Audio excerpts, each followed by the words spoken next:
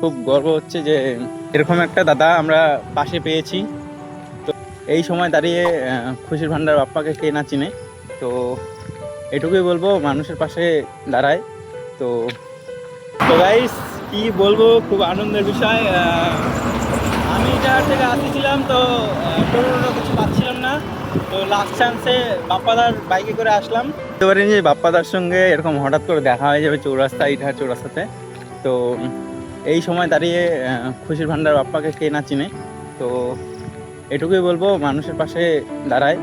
তো কি বলবো, আমার খুব গর্ব হচ্ছে যে এরকম একটা দাদা আমরা পাশে পেয়েছি।